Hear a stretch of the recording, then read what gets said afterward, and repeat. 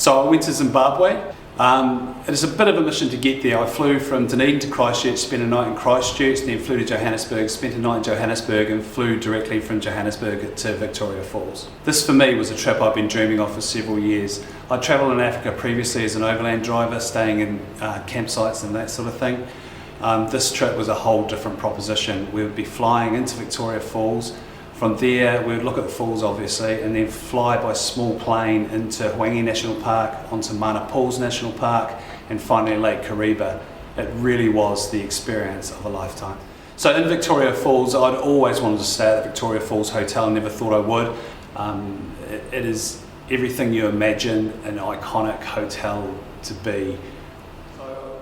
On the second day in Victoria Falls, I joined a small group. We were picked up from the hotel and taken to a lodge in the Victoria Falls National Park called the Wallow. Appropriate name because it's set on the banks of a waterhole where several animals were to be found wallowing, drinking and generally going about their business. We saw elephants, kudu, baboons, waterbuck, bushbuck, and a whole variety of birds. It was quite a special wee place. I really enjoyed it there. That afternoon we took a guided tour of Victoria Falls. You don't really need a guide to visit Victoria Falls, but Becky, our guide on this occasion, filled us in on much of the history surrounding Victoria Falls geologically, and of course he referred to Livingstone, Stanley and the other great explorers that passed this way. The falls themselves are utterly amazing. The sheer power coming over the falls is just breathtaking, and for some reason, you know, the geology of the area just lends itself to photography, and it is quite an amazing scene, and I would recommend anyone on a visit to Africa to make sure they visit this area. Wildlife in the Victoria Falls National Park isn't as prolific as elsewhere, but you do have the scenery of the magnificent Rift Valley Gorge with the Zambezi winding its way through it. It is quite something, and our guides made sure we saw the best spots. So from Victoria Falls National Park, we were picked up and taken back to Victoria Falls Airport, and we flew in a 12-seater caravan aircraft to the Hwange National Park, utterly magnificent Somalisa Expeditions camp. On arrival, we landed on a dirt airstrip. At the end of the airstrip was a waterhole with elephant there was zebra, there was sable antelope. Our guides picked us up in the Land Rovers, and we drove past another waterhole with prolific elephant. Then, to our amazement, we arrived at the camp, and there were elephant all throughout.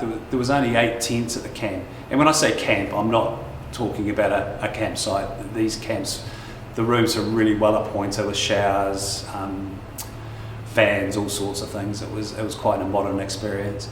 So game drives in Hwange sort of operated on a pattern. You would get up at 5 o'clock in the morning, have a quick shower, go and have a light breakfast, and then spend 3 or 4 hours in the park looking for animals.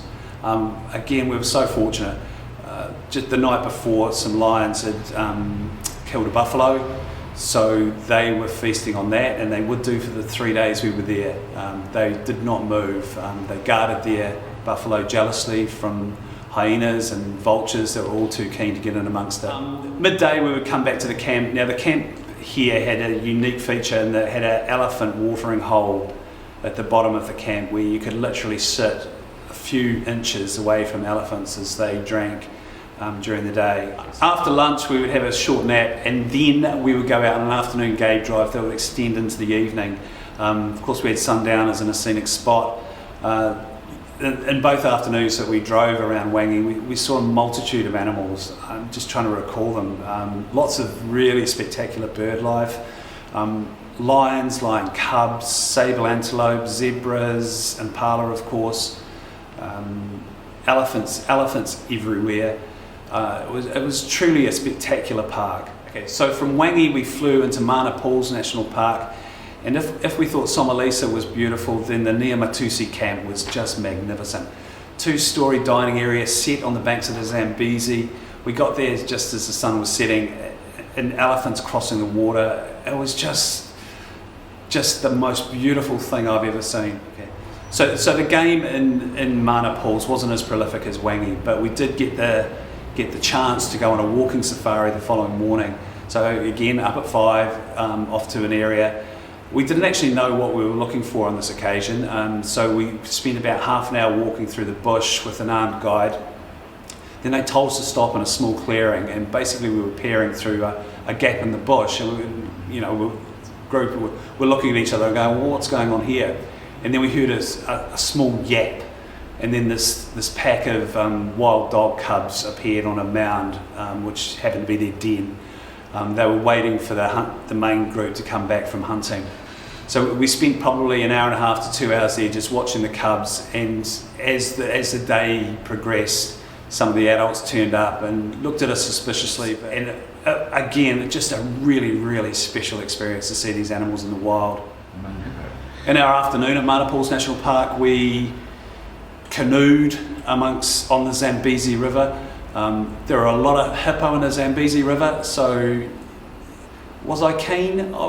Yeah, probably. I was reassured when the guide said we hadn't had an incident in 23 years, so we hopped in, canoed up the Zambezi, so to speak, and finished our canoe trip with sundowners, watching the sunset over the Zambezi and the Zambian hills.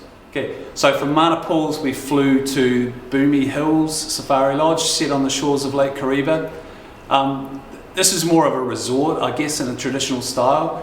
A nice sort of swimming pool where you can look over the lake itself, which is a stunning sight in itself. But here we did a couple of things that weren't so game orientated, I guess.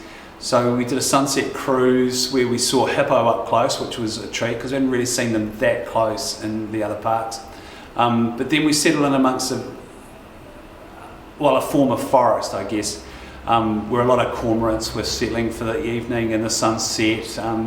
Gin and tonics were being handed around. It was a tremendous experience. Kariba is a man-made lake. We also went fishing in Lake Kariba. Now, I'm not a big fisherman, and this was not big game fishing. We were catching fish about variously this long to this long. They all went back. But again, for a non-fisherman, as most of us were, this was great fun because you couldn't help but catch fish. They were just coming in the line. Our guides would take them off, pop them back in. We did this for about half an hour. We were exhausted, so that was a great way to finish our journey.